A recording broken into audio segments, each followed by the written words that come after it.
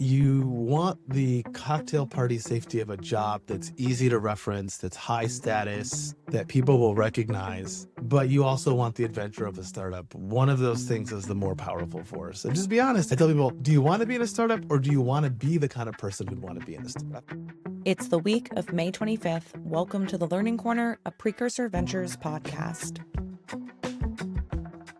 Welcome to the Learning Corner by Precursor. I'm Mia Farnham, and I'm joined by RGP and managing partner Charles Hudson, where we'll be talking through the articles and good reads that caught our team's attention over the past week. We're definitely in much better digs than we usually are. Our friends over at AngelList opened up the doors to their recording studio at AngelList Studio, right around the corner from us, right in the heart of Jackson Square. AngelList builds software for investors to back world-changing startups, and we are so proud to have them as a portfolio company in Precursor. Our first piece this week is from Rachel Karten's Substack titled, "Does Your Boss Have AI Brain?" Rachel spent weeks talking to marketers about what it's actually like to work for leadership that is fully AI obsessed. The core problem she services is not that companies are using AI, but that almost none of them have a real strategy for how. With a recent Gallup poll finding that while 44% of employees say their organization has begun integrating AI, only 22% say leadership has communicated a clear plan for doing so. The result is that the fun, judgment-heavy parts of the job, the brainstorming, the writing clever copy, are the exact things getting handed to AI first, while the tedious work stays with the team.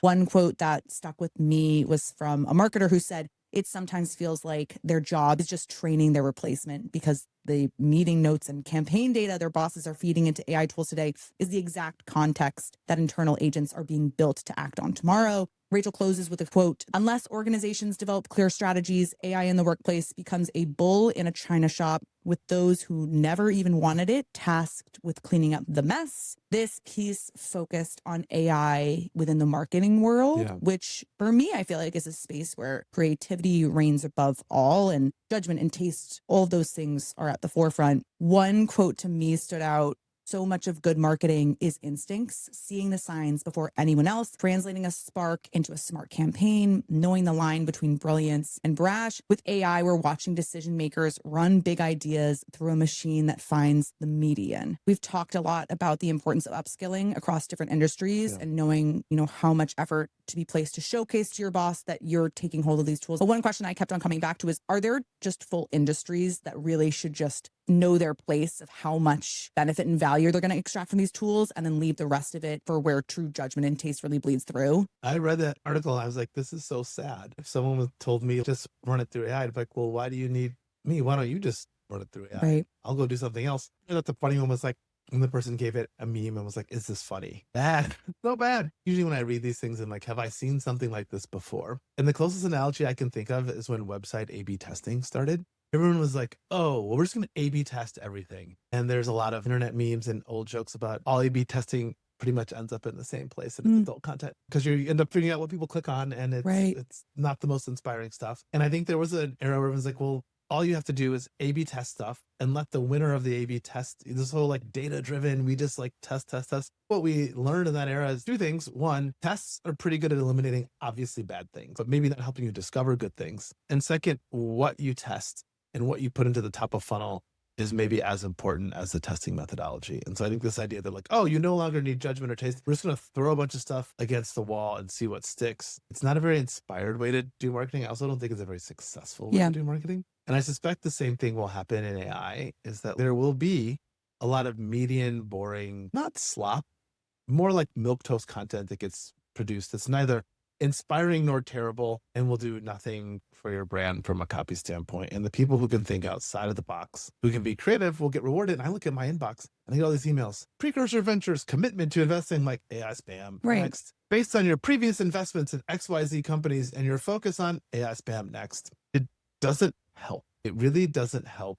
I also feel like that manager who's probably telling their subordinate, run this through AI, is maybe getting the same message from their boss, is maybe getting the same message from their boss, who's getting the message from the CEO, who's getting the message from the board. And so at some point, somebody has to say, enough. Here's how we're going to use these things to make ourselves better. And here's the things we're not going to ask AI to do. I like how the article focuses on the fact that we right now in this market are constantly talking about these are the specific jobs that are going to be eliminated with AI. Yeah. This piece focuses on, well, what about the people who currently have to live in these jobs today? Like, what is it like? What are the recommendations for people if their boss is this person who has AI brain, who's really constantly just demoralizing them by saying everything must hit Claude before it hits me? Someone had a good point in the article too. It's sort of like, well, if that's the case, then like, why do you exist as a leader? The realistic answer is not just leave your job and go find something different. I think people today more than ever are just, I want to hold on and preserve what I can, but how can you live in that environment and push back in a way that feels appropriate? I think people are going to just start lying. Oh, we put it on a Copilot page. We make it look like it went through Copilot. I'm like, I think at some point, people are just going to start lying. Be like, I put it through Claude. Okay, this is great. Claude must really help.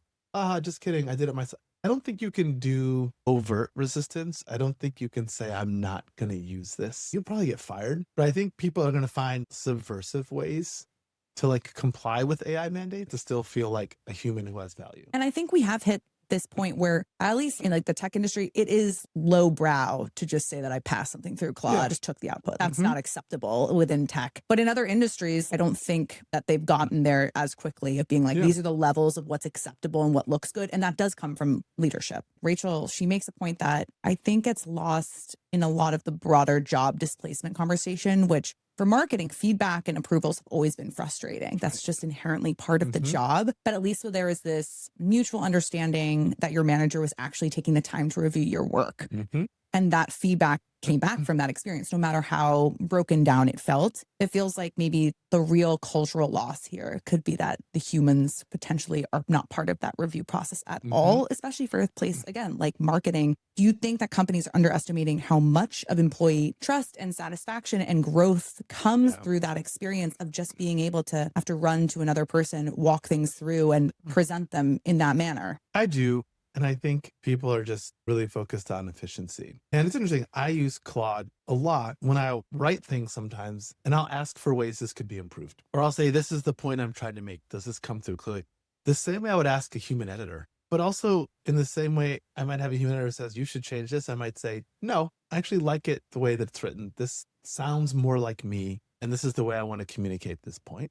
And other times, I give the feedback and I'm just like, wow, you are right. I didn't really make that point as clearly as I thought I had upon reflection. But to your point, I would never just be like, okay, I wrote this thing, I ran it through. Is this good? It also wants to agree with you. That's right. The sycophancy is real. And so I just think we're going to make a lot of mistakes because this is one of those technologies that looks so powerful and perfect out of the box. A lot of people are going to say, just take the output and deal with it. I hope we get past that very soon. Well, our next piece is from Karan Dhir's Substack titled The Career Bets That Compound and the Ones That Don't. It opens with a clarifying framework. Most people think of a career as a series of jobs with titles and pay packages, but the better way to see it is an accumulation of 4 kinds of capital, including skill, network, reputation, and optionality.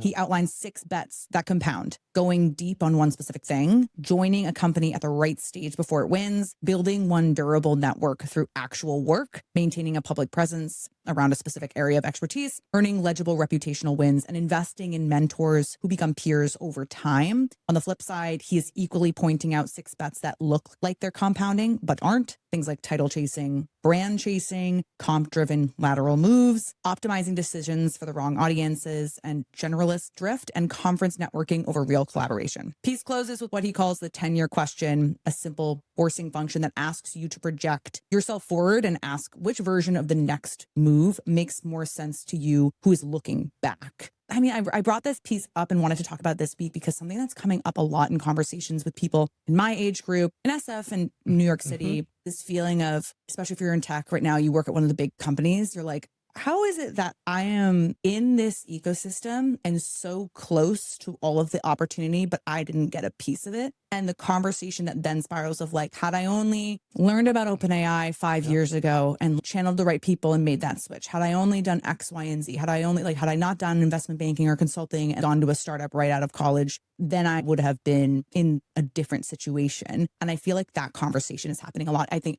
it's happening for founders as well. I was having a conversation with a great founder yesterday who was just like, you could do this all day with yourself, constantly looking around and being like, had I made this move or presented in this way, I'd be in a different spot. All this advice is really helpful, but how much of it do you feel like is actually actionable? Like you can actually truly plan this out and make all these specific steps in the hopes of reaching this perfect place 10 years from now? I think my big takeaway from the article is it'd be great if life worked that way. I always tell people, ironically, it will all make sense when you tell it in reverse because you'll be at the end point and then everything will make sense, but it might not make sense in the moment. But I have a lot of these conversations with people and I like this framework because I've used a version of it, but it's less organized. But I usually ask people like, what are you optimizing for here? And usually I tell them, do you want certainty or do you want an adventure? And I don't mean an adventure like a fun adventure. An adventure is like a risky journey. So sometimes people are like, well, I want the freedom and autonomy of a startup, but I want the pay package and job security of being at a safe company. A lot of people would like that. That is not a combination that really exists. So which of those two things is most important to you? And oftentimes when I find people trying to make a career trade-off or decision, I usually ask them like, what else are you considering? Well, I'm looking at Amazon, Adobe, and Google. So you want to be at a big tech company. You should just pick the one of those companies where you think you will be the most successful and where you'll have the best experience, because that will create the best reputation and the best track record, because functionally all big tech companies are kind of the same. If someone tells me, hey, I'm thinking about a 3-person startup and Microsoft, I'd say, well, you're not clear in your mind about what you want because you can't be equally interested in those two things because they're literally the opposite. And so sometimes I meet people where I'm like, you want the cocktail party safety of a job that's easy to reference, that's high status, that people will recognize, but you also want the adventure of a startup. One of those things is the more powerful force. And just be honest. I tell people, do you want to be in a startup or do you want to be the kind of person who'd want to be in a startup? Right. And I meet a lot of people who want to be the kind of person who'd want to be in a startup.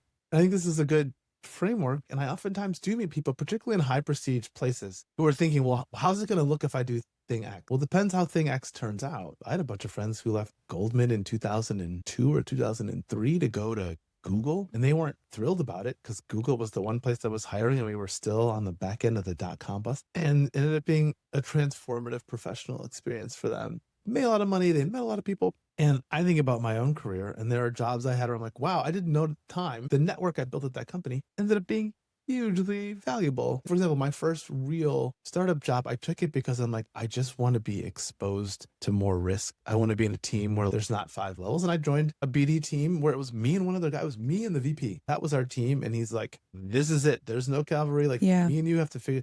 And it was some of the most impactful growth experiences I had in my career, but it's not a company that most people would recognize if I mentioned it. And I think so many times, particularly MBA graduates I meet or people who've mostly succeeded in life, I want network capital and I want to build a reputation and I want to be great at this function and I want to make a lot of, I'm like, wow, these are a lot of compound goals. I hope you can get these all in one job, but maybe pick one. Also, I think one thing that wasn't discussed as deeply in the article is just the value of sometimes just being patient and just time being the thing on your side. I have found in a majority of cases, it's the people who've just stayed and been patient, rode it out in the highs and lows. It's paid off, but it's certainly not a sexy story to say. And how crazy is that? Like in today's world, it's just like not cool to say, I've been at the same job for 15 years. I mean, the two things I'll say is I left Google in late 07. And I was hanging out with someone I used to work with, and he joked, he's like, do you know how much money we made if we had just stayed at Google for the last 19 years? I'm like, a lot. I've never done the math, a lot, but that isn't what I was optimizing for. I wanted a life that was different. And I'm very happy with the choices I've made. I think the other thing that does really crack me up is I had a bunch of friends going back to Google who were at Google and they were there for their requisite time and they saw Facebook and like, well, this is pretty clearly most likely the next Google. So they all went over early, well before the world knew, but after insiders knew. And then they were there, and then some of them went to Quora, and some of them went to Pinterest, and some of them went to Twitter. Do have a set of people who are like in this ring of information where they know like, hey, I'm going to treat this like a portfolio. I'm going to spend 3 to 4 years, vest most of my options at these companies. And while I'm there, I'm going to keep my eyes out for what I think will be the next lily pad that looks like the thing when I joined it. And those people are really, they move in little packs and groups. And you see them moving through companies. I would probably go on a limb and say those people aren't optimizing for success. And they probably just love the challenge of finding what's the next thing and helping build that. And when I ask those people, they're like, it was cool being at Twitter when we launched the retweet. And it was cool being at Google when this thing happened. It was cool being at, and it's more the experiences of the people. Because at some point they already have enough money. And at some point it's like, I just want to be a part of these iconic companies in important moments. I helped work on like V1 of X, Y, and Z. And it's It is a special experience. Also, these people grind. Yeah. It's not like, I think when They're not people hanging out. describe these stories, they're like, and then I was there. They're probably working around the clock, Mhm. 5 months at a time. And so when I think people paint out this version of what they wanted their career to look like, I think they forget that a lot of it comes with sacrifice and you can't have it all in every single way. Yeah, I mean, for me, probably this one of the single most helpful things that happened in my life in this dimension was when I was a sophomore in college at Stanford, and we heard from a bunch of very successful professors about their entire career. And they were the ones who were like, this will all make sense at the end of the day. And they told us, oh, I graduated and I was looking for a job and I did this. And instead of telling it backwards, they told it forward, but you knew the end. And they were pretty honest. I took this job. I didn't realize how important, or I met this person who in the time I didn't realize was going to be. It'd be nice if these things were linear and deterministic. I think you should make informed choices. That's what I always tell people. Just know what you're expecting to get out of the next thing you do. One last piece here that I felt like I had a little bit of pushback on, so I'm curious about your perspective. You said basically generalist drift is a non-compounding bet. So saying that if you're a generalist, that will always be something that's lower tier than being hyper specialized. I think that's changed right now in this era. I was just in a conversation with somebody who works at one of our portfolio companies, does really well. And we were talking about how generalists who can move the ball and understand where to go, upskilled with AI, you can execute in ways that is very rare. And that's just like such a good skill to have.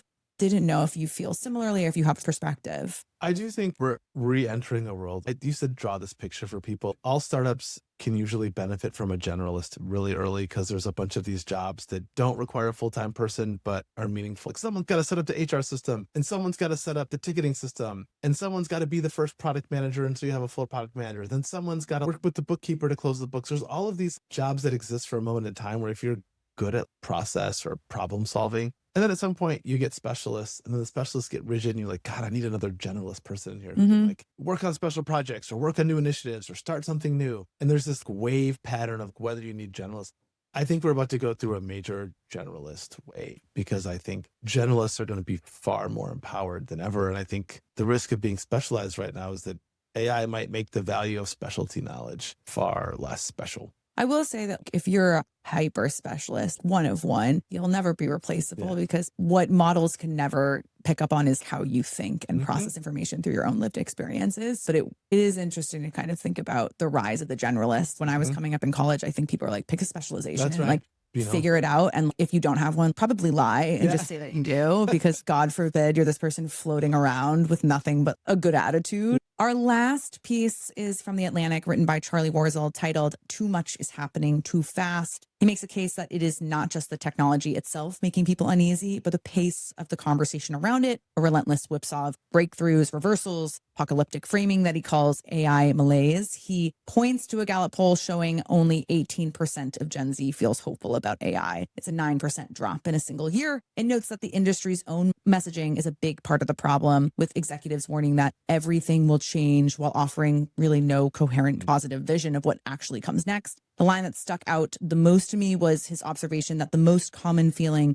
about AI right now is somatic. It's a low-grade hum of difficult to place anxiety from loud people constantly suggesting that the near future will look very little like the present. This framing that's being actively produced by inside the industry is obviously not just a response to the technology itself. It's just the conversation that's swirling. I live in it a lot. We obviously talk about it on this podcast all the time, but we do live in SF in New York City. Yeah. So I wondered how much of the, not panic, but constant hum is the appropriate level if you had just taken yourself out of these markets and placed yourself somewhere else that feels a little bit more middle of the ground. I keep thinking about like Ashley from Coalition's piece. We have a marketing problem on AI. Yes. Every time I hear people talk to AI, it's super powerful. It's going to wipe out all these jobs. And no one has anything uplifting. If you're on the capital side, this is great. I'm going to get so much more work out of the people who work for me. There'll be fewer of them. They'll be more productive. I'll make more profits. That's a very ownership oriented view. Yeah. If you're on the bottom, you're like, oh, all of that's going to happen to me. And no one's telling me what's in it for me. I think these data center protests, whether they're about electricity or this whole water thing, or just in general, people being like, I don't want more of this. Protesting this data center in my backyard is one way to kind of stop this from happening, even though I know it just means they're going to build the data center somewhere else. I don't think most of the things I read about AI offer a lot to people who aren't already winning. If you're the owner of a company or you're a VC, you're like, well, portfolio companies are going to make a lot more money. These are good things, but like they're going to make more money by hiring fewer people and swapping humans for GPUs. And I find it really interesting because I live mostly in a world of AI enthusiasts. Like, why don't other people? Why? I'm so excited. It's great. I have 5 agents doing these things for me. I was like, people see this and they're like, that's the sound of my job going away. Yeah. With no real sense of what will replace it. Don't worry. Technology is creative destruction. It always creates new jobs. People are like, well, what are the new jobs? Tell me what they are. Yes. I'd like to prepare myself for that. Right. Everyone's like, well, we don't know what those are yet. Well, this is the problem. That's a great point. I think when people were but with there will be new jobs, great, but like when am I going to live with a 5-year gap between no job and the new jobs? And am I in line to get the new job, or is it just people with different skills? That part has not been flushed out at all. And I have a lot of friends whose kids did really well in high school, go to top elite colleges, started studying computer science 4 years ago. And they're like, did my kid make a mistake? Maybe in this mini instant right now, it feels like it. I don't think we're going to need fewer people writing software going forward. I think more people will write software. Fewer of them will be trained computer scientists. We haven't yet figured out exactly what to do. And I think this is something I've been thinking about a lot. Even if AI doesn't destroy jobs, it's going to create displacement.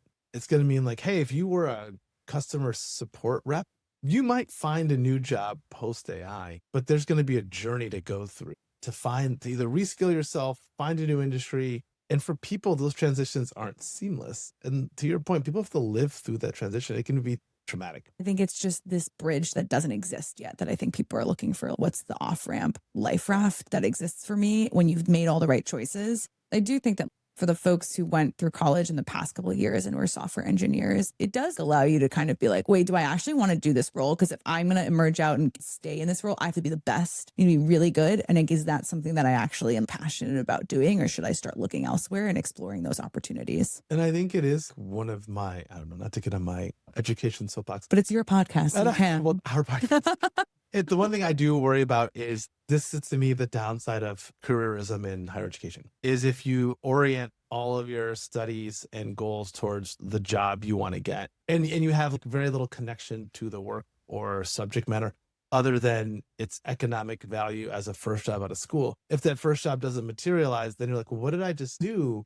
And I think this is part of the undercurrent of this conversation we're having about higher ed. People are just, it wasn't worth it. I'm like, well, it's because you made it a pre-professional transactional experience focused on studying things that would help you get a job out of school. If you'd instead said, I came here to do some personal exploration, learn a broad set of skills in sciences, technology, arts, communications, I want to have a breadth of experiences. I want to come out a better person than I came in. Yeah. Maybe you'd feel differently. And I think part of what you're seeing is like, oh, it used to be go into economics or, you know, do finance or do consulting or do computer science. These are safe, stable jobs. Schools reoriented their curriculum around these pre-professional careers. And now they can't deliver because like the labor market changed. Right. And I think I hope it causes people to reflect on this balance between getting the skills that will help make you employable, but also learning the things that will make you a better human and citizen.